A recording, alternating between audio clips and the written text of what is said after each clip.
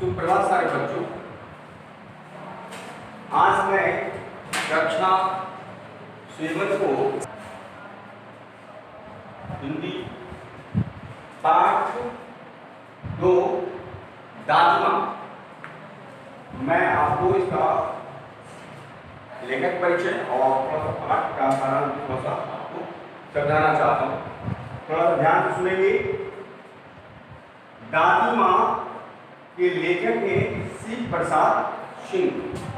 दादी माँ के लेखक कौन है? शिव प्रसाद सिंह।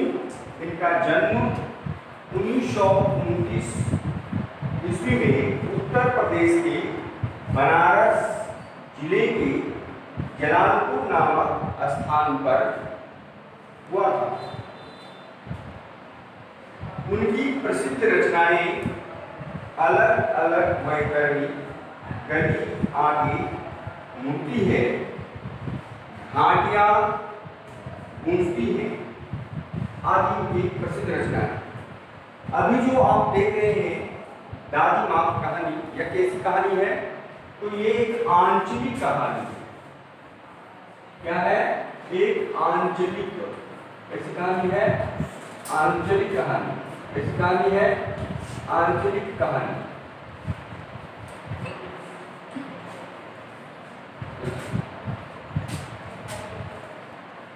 यह एक आंचलिक कहानी।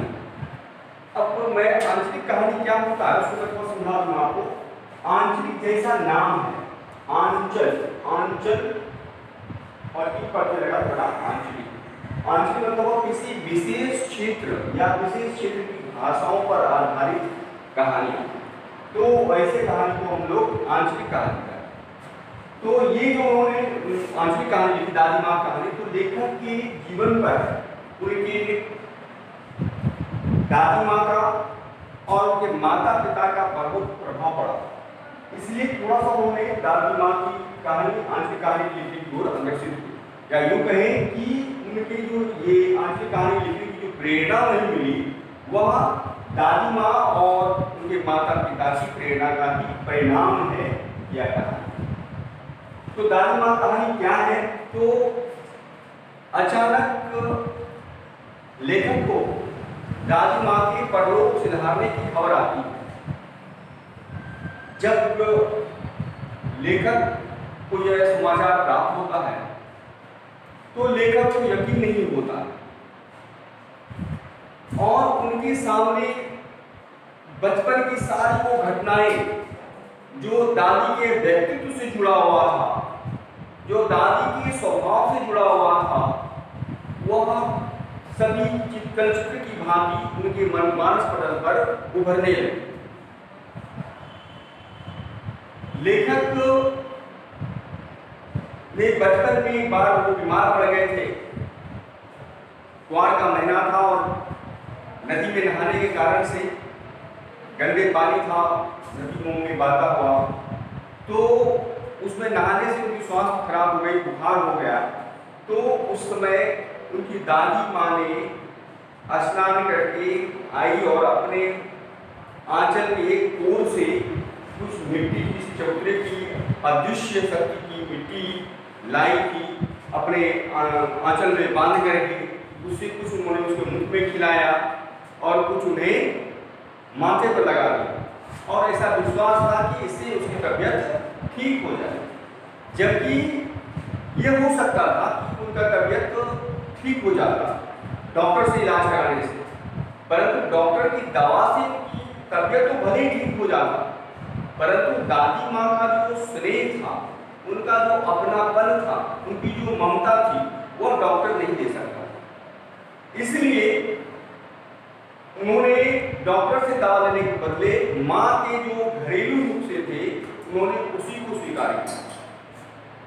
यही नहीं, दादी माँ को लगभग 50 से अधिक दवाइयों का नाम पता था, घरेलू नुस्खे पते थे। लोग बाहर से आते थे और दादी माँ से भी, गांव के सारे लोग दादी माँ से पूछने आते थे नुस्खे के विषय में। दादी माँ में अर्थात लेखक के पिताजी जो थे, दादाजी जो थे, उनका स्वास्थ्य खराब हो जाने पर उनके पिताजी ने, लेखक के पिताजी ने बहुत इलाज में बहुत खर्च किया, जिससे उनकी आर्थिक स्थिति बहुत खराब हो गई। यहाँ तक कि दादी माँ ने अपने कंगन भी, सोने के कंगन बेच करके जो है कर्ज उतारने का प्रयास किया। हालांकि दादी माँ केवल अपने घर के हित की विषय में नहीं सोचती थी, बल्कि समाज के लोगों के विषय में भी सोचती थी। इसलिए जब कभी भी किसी कोई बीमार पड़ता था तो दादी माँ उसे नुस्खे बताने जाती थी या दवा बना करके भी देती थी। इसके अलावा जब किसी को आर्थिक मदद की जरूरत पड़ती थी तो आर्थिक मदद भी क्या करती थी।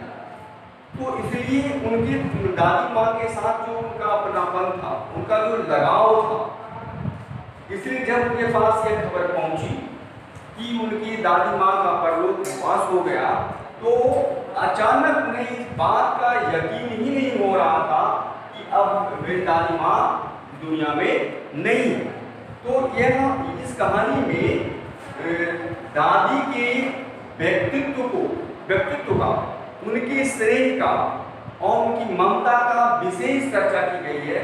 किस प्रकार से वे परिवार को संगठित करके एक सूत्र में बांधती हैं, किस प्रकार से अपनी ममता की डोर से अपने परिवारों को बांधती हैं और समाज में किस प्रकार से उनकी गरिमा या उनकी सम्मान प्रतिष्ठा बनी रहती है। तो यह कहानी उन्होंने दादी माँ को ही आधार मान करके लिखी थी। तो आप समझ गए होंगे कि यह कहानी किस प्रकार की कहानी है। तो दादी माँ एक आंचलिक कहानी है, जिसे लेखक श्री प्रसाद सिंह है और ये कहाँ के थे, उत्तर प्रदेश के थे। उनका जन्म 1929 ईस्वी में हुआ था। तो कहाँ हुआ था, उत्तर प्रदेश के बनारस जिले के जलालपुर नामक स्थान में हुआ था। और उन्होंने इस कहानी में विशेष करके किसका जिक्र किया है, तो दादी माँ के स्नेह ममता का जिक्र किया है। अब हम नेक्स्ट क्लास में जब पढ़ेंगे तो थोड़ा सा इस पर कुछ उत्तर करते हुए पढ़ेंगे और पैराग्राफ भी पढ़ते जाएंगे, पैराग्राफ भी समझाते जाएंगे और क्वेश्चन भी करते जाएंगे, ताकि आप क्वेश्चन को उत्तर अपने मन से भी कर पाएंगे। धन्यवाद।